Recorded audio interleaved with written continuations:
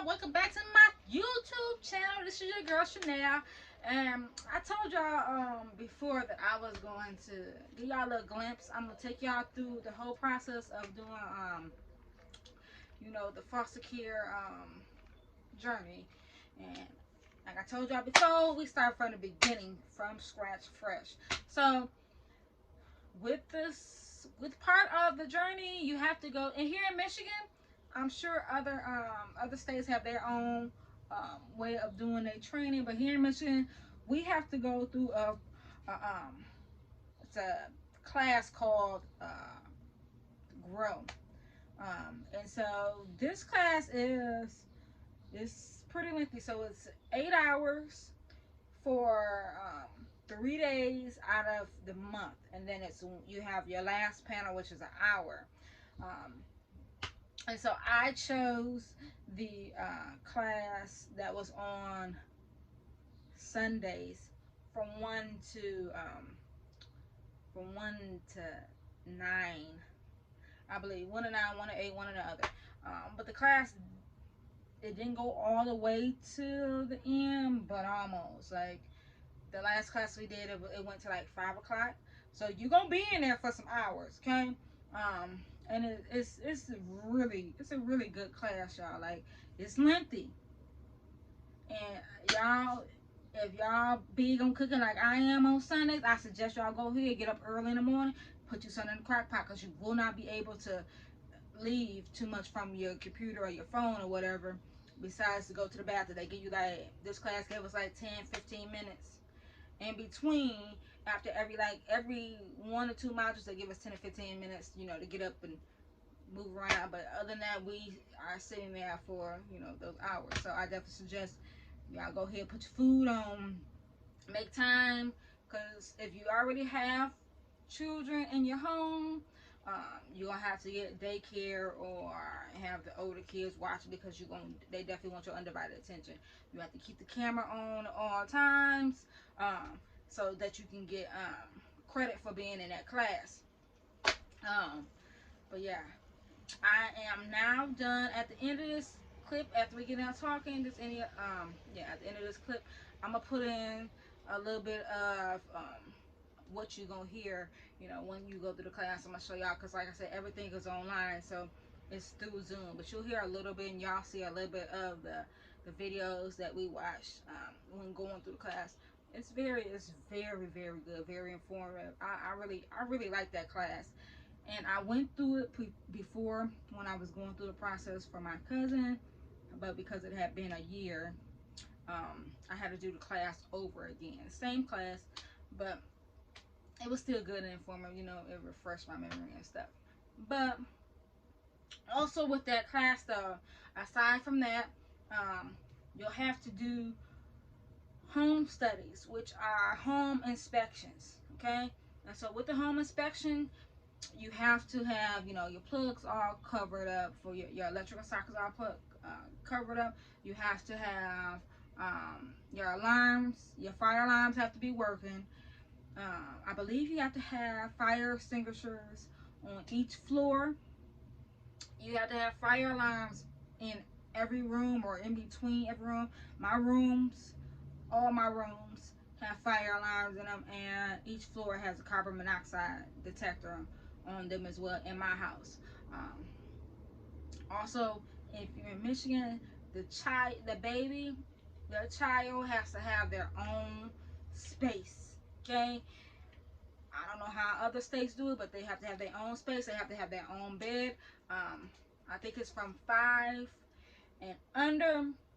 If they are of different sexes, they can be in the same room. 5 and older, they have to be 5 to 12, I think it is, something like that. They can be the same sex and share a room. And then 12 and up, they can, if they're the same sex, then they can share rooms. Other than that, they cannot share rooms, cannot share beds. If the baby child is 2 or older, they have to have a crib. 2 and older, so 2 and younger, they have to have a crib. 2 and older, they have to have They have to have a toilet bed. That toilet bed cannot be one of those flat toilet beds that's on the floor. It has to be off the floor. Okay. You don't really they don't require that you have uh, anything other than, if you're gonna get toddlers or infants, then they do, want you to have, you have to have a car seat. You have to have, like, the crib is a necessity. They want to know what it is that you have for this infant. You can't just say, oh, I want infants and young and older to 2 years old, and you don't have anything for it. I have a gate as well too that goes on my stairs. I have a baby tub. I also have I'm looking for, because I have a car seat, but the car seat I got is for like, it's for like 1 to 2. Actually, one to 4. It's a nice size car seat, but I need something just in case I get like infants, newborns. That car seat that I have is just not going. It's not going to be suffice enough, so I have to get another car seat. Also, like, you know what you need. Well, if you've been a parent, you are a parent, you know what you need for a newborn. Um, they don't require that you have a changing table. I know some states do. They don't require that, as long as that child is has his own bed. You know, that's really for the most part. And as long as your home is safe, that's all they require. Also, too, here in Michigan, that they have a form that you have to fill out, and it's for any child from 5 on up.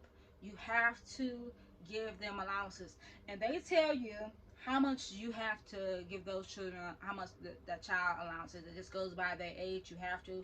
It don't matter whether or not you're on punishment. You have to give them allowances, because the state does give you a stipend for those children, and they expect for you, to give them, those kids, allowances and stuff. So you have to have that, and they give you a sheet, and you have to fill it out, as in what it is you bought, what is it how much allowance you gave that child. Also, you have to have a sheet, as in, what it is you purchased for that child as well, as far as like clothes and stuff like that. You have to have a sheet. They also, so as far as like visitation go, the the the what is it? The company, I don't know. Y'all know what I'm talking about. The place that I am going through, we do have to do the commute in for the visitation. They do pay for mileage, but you have to do, the commute in and taking to and from to the visitation. Um, the caseworker that I have, she, tries her hardest not to go too much outside of where that child home is already, so they don't try to take them on too far, from where they stay at. So I think they said they try to keep it within like a 30-mile radius or something like that, which is good. I myself, when I start doing foster care, I'm not gonna take children outside of my county. And the reason is because here in Michigan, if y'all know, it snows really bad. And so I'm taking that into account, especially if I have like a newborn, because if you have newborns, that newborn has to visit with mom, their parents, twice a week, because they want, them to have that connection, that bond. But I'm not gonna go and drive too far from out of my county, especially in the wintertime, and then have to cancel. I don't want to do that, because it's not fair to the baby, it's not fair to the parents, and it's not fair to me. So once I start doing it, that's gonna be one of my first questions, is what county that child stays in, and off back, if they say, it's a different county, then I'm gonna just decline. Don't be afraid to say no either, you guys, okay? Because you got to do what's best for you and for that child. Like, it will not benefit anybody if you're just saying yes, and you know that you can't do certain things, and you just want to get, I know that you're eager, to get into, start your foster care journey or foster to adopt journey, but you got to take into account, things that you can and cannot do. I am a single parent as well. Now, I do have I also have my son helping as well. But I am the foster parent. My son, because he is an adult, I have to list him on here because he stays in a home. But he is not considered a foster parent, so I will be, doing everything on my own, with his a little bit of his assistance. But I know that I'm not gonna just take on too much more than I can handle when I'm already working. I work from home, which is a plus to it as well for me.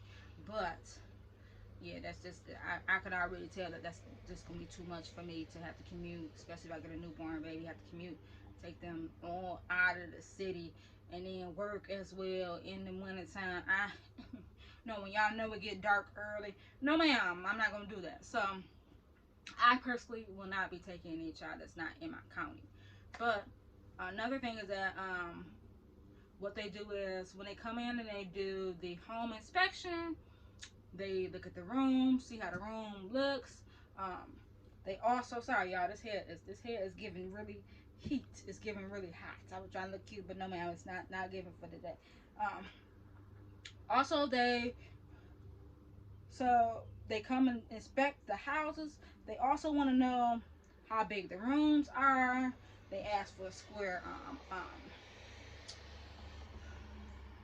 meters, everything. Like they want to know how big everything is, how many rooms you have, if you have a basement. When they come and do your inspection, they here in Michigan they don't look in your kitchen to see whether or not you got food. Now they're gonna automatically assume like you got food. They're gonna look at you, your see where you work at, because they definitely want to know whether or not you already have enough income to sustain your own self before you try to bring in a child. So they look at all that. But then when they come in and do the inspection, they ask you a few questions as to why you want to do this, what inspired you to do this. They walk through the house. They turn on they go to the bathroom, turn on your water, make sure that your water is running. They will test your water as well too. And that sometimes y'all, if you are a homeowner, you got to make sure that your water is not too hot. So you want to make sure that you turn the hot water heater down. Put it somewhere in the middle because it has to be a certain temperature. Because you will get marked down for that if that water is too hot. Okay, that's definitely a number one thing. Also, they want you, even if you have newborns, they want you to post um, your. They want you to post form, and it has the emergency contacts on it. So it should have like your social worker on it, and they give you a paper to print out that you have to put up on your wall, and it has to be next to the phone. So y'all, I know this is 2022 and a lot of people don't have house phones, but you're gonna have to have a house phone if you want to do foster care, like, because it has to be next to the paper has to be next to the house phone.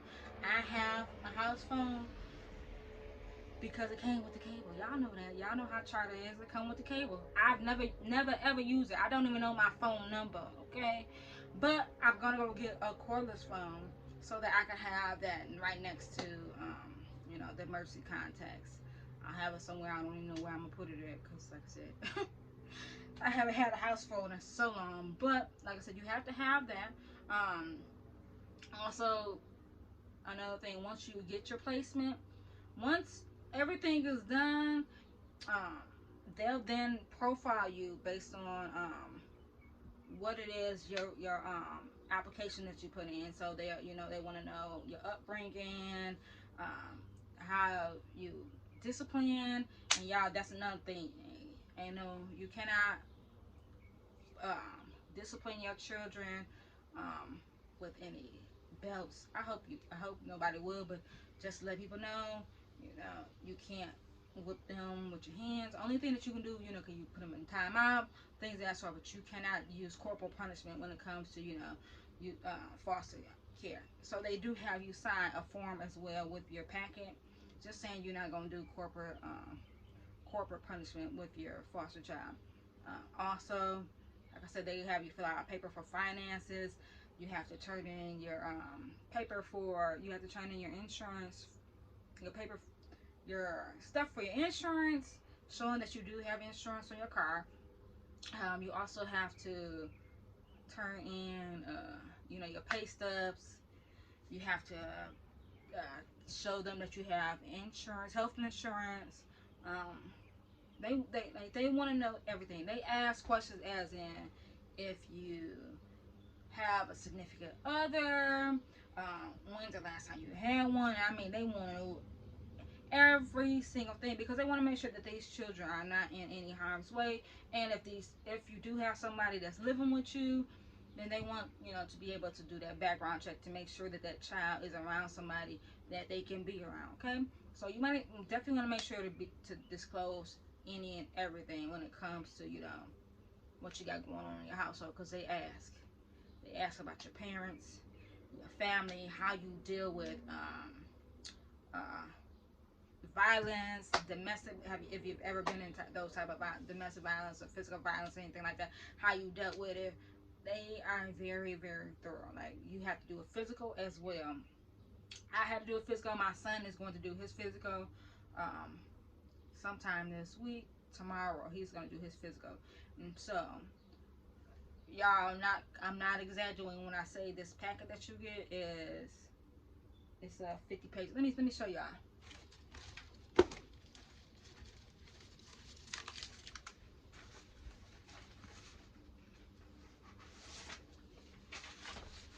So y'all, this is, I ain't gonna show y'all in my information like that, y'all. No. But let me show y'all what you have to fill out. Come on now. So this is how thick this packet is, y'all. It's pretty thick. See how thick that is? This is everything that you have to fill out and turn in to the caseworker. You also have to get your fingerprint done. I believe they do a state a state background check, and then they do a federal background check as well. So they check nationwide as well. Once you get done with all of that paperwork, once you're done with your physical, once they do the home study, and then it's on rolling. But y'all, this whole process will take maybe it'll take maybe like 4 months, 5 months. Like, if it's being expedited at that casework, because you got to know that caseworker has a heavy caseload as well, especially here in Michigan. The amount of children in foster care is a lot. So, you got to take time with your caseworker. Understand that she may not respond back to you when you wanted to. Be persistent though, like, but don't be so much on hand and all that. Like, they got enough on them as it is. But make sure you be like, hey, I turned that in. What's the next step? And then they will eventually respond back. If she doesn't respond back in, like I said, like, I give them 3 days, 4 days. They don't respond back. Hey, I sent you this. Did you get this? Let me know what's the next step. Like, I'm that's how I am when you need to get some things done and you want that ball to roll. You can't let it just die down, because she'll forget. And I mean, it's understandable because she got a lot of stuff going on. Plus, you don't have any children. If you are new to it, you don't have any children in your home, so it's not really an urgency for you. But you want to make sure, like, to stay on top of that. But once you're done with all that, then you're gonna like I said, you do the home study, then they will start profiling. And so what that is they won't just initially, they won't give you any child.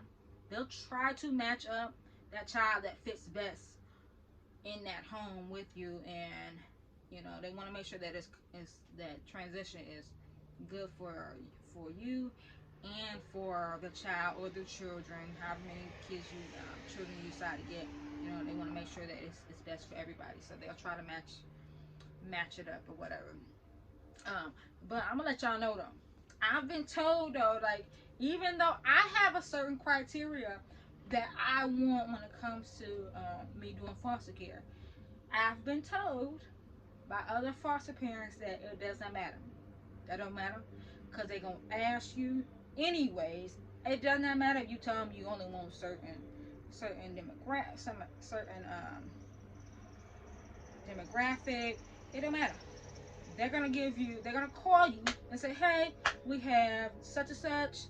This is like you, but you gotta make sure You got to make sure to be very thorough and ask them questions. Do not say, because they say, hey, I got this child and this age and it's in the same age group that you want, that you're looking for. Don't say yeah, because you don't know whether that child has medical issues or what is really going on. They can't give you too much information on, you know, the bio parents. They can't give you too much information on the case. So it's definitely gonna be good for you to also go to those court hearings as well, so that you can, you know, get that information. Because you know, court, you can go to court and it's not closed, so you can go in and hear what's going on and hear updates, and that's the best way that you're gonna get your information. Is going to the courts and knowing what's going on that way. Um, so yeah, um, like I said, I'm at a point now. I haven't done my home study, but my son is doing his physical. Also another thing too, y'all, is you have to find a substitute um, caregiver as well. So if you're sick or something happens, um, you have to find a placement for that child. You have to find somebody that that child can stay with, you know, for that time being. Because you can't just call a case where you say, hey, I'm sick, I need, no, you have to have, that's what that backup's for. That's that substitute caregiver. So you have to find someone, and they have to, you know, do a background check on them as well. And it cannot be somebody that stays in your home either. It has to be somebody outside of that. So that's what I do. I have to do that, which I'm gonna choose my aunt as my substitute caregiver, and maybe I probably will do my mother as well.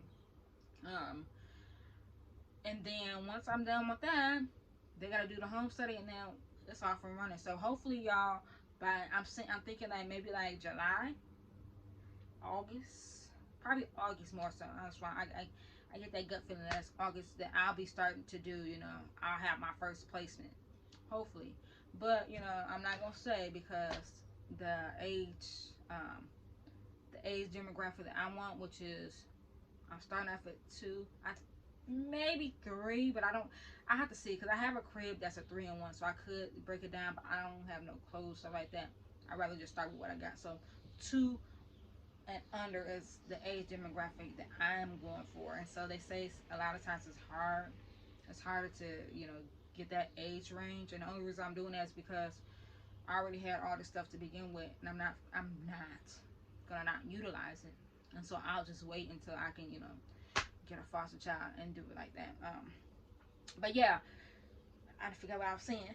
But once I'm done with all that, like I said, August, September is gonna be probably when I'll get my first placement. So just want to get out of the little feedback on what's going on, the process, where I'm at, and everything. And just let y'all know, you know, it's lengthy. Like, don't give up though, because it's definitely worth it. They are worth it. You came into this for a reason, and keep that in your back of your mind when things get hard. Like, it's a reason why I'm doing this. So don't give up. Like, it's hard. You're gonna go through some bumps and valleys and everything else, but it's worth it in the end. It's worth it to be able to bring a child into your home, and give them love and nurture them. Just, you know, see how you are. You part of that village, and regardless of whether or not you know, that child is only there for a month or 2, or whether or not that child is there forever, like, you're part of their village. So you know, that's definitely a big impact on their life and on yours as well. Like, so I just want to give y'all a little rundown, you know, where we at. We almost at the finish line, y'all. I'm hoping. I don't know. I'll let y'all know. I think what I may do though, y'all, is I may do a little walkthrough with y'all after the caseworker comes, and just show y'all, you know, what we went over when it came through the home study. Okay. All right, y'all. So I'm gonna talk to y'all later. See y'all later. Thank you for watching. Bye.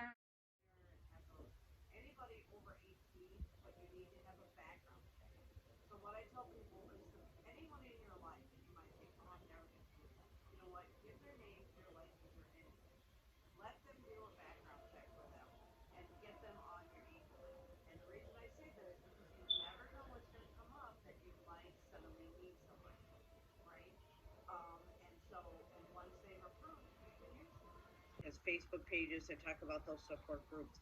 You'll once you get there and you start going to them, you'll get it. You'll understand why people talk about it because it is people that finally that really do understand what you're going through. Okay.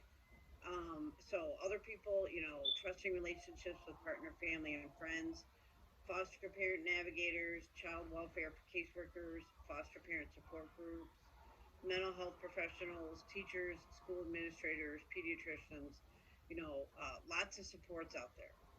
So the professionals that you'll be working with, they may or may not have any experience in parenting or parenting someone else's child, and a lot of what they will provide to you will be excellent guidance and information. But it's going to be very important to just have another individual that may be a professional but just has some experience associated with doing this challenging work. Okay. Oh, I guess I didn't have it as bad as I thought I did today. Because guess what?